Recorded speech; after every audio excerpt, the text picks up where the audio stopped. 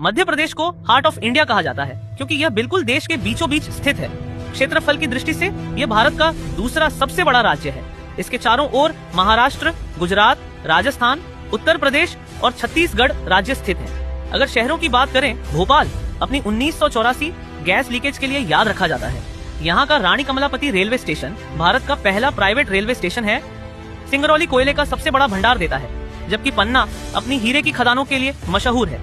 खजुराहो के कंदारिया महादेव मंदिर विश्व प्रसिद्ध है। कटनी को चूना नगरी कहा जाता है। जबलपुर में हाईकोर्ट, सैन्य अड्डा और धुआंधार जलप्रपात स्थित है। अमरकंटक एक विशेष स्थान है क्योंकि यहीं से नर्मदा, सोन और नदियां निकलती है। ग्वालियर को तानसेन की नगरी कहा जाता है और यहाँ वायुसेना अड्डा भी है। विदिशा का हेलियोडोरस स्तंभ और सांची स्तूप यूनेस्को वर्ल्ड हेरिटेज साइट है। भीमबेटका गुफाएं आदिमानव की प्राचीन चित्रकला के साक्ष्य प्रस्तुत करती है। होशंगाबाद में करेंसी पेपर बनता है और देवास में करेंसी छापे जाते हैं।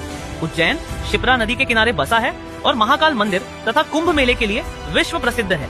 यहीं पर पहली वैदिक घड़ी भी स्थापित की गई थी। इंदौर सबसे विकसित शहर है, जबकि मांडू अपनी बाज बहादुर और रानी रूपमती की कहानियों के लिए मशहूर है। नेपनगर में अखबारी कागज बनता है।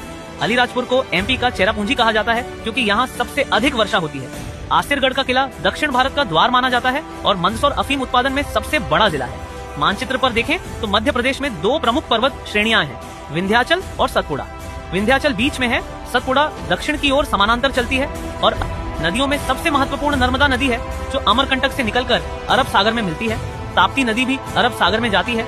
सोन नदी पूर्व की ओर बिहार तक बहती है। मध्य प्रदेश को टाइगर स्टेट कहा जाता है क्योंकि यहाँ सबसे अधिक बाघ पाए जाते हैं। ये अपने वन क्षेत्र और आदिवासी संस्कृति के लिए भी प्रसिद्ध है। मुख्य फसलें सोयाबीन, गेहूं और धान है। ये था मध्य प्रदेश। जय हिंद।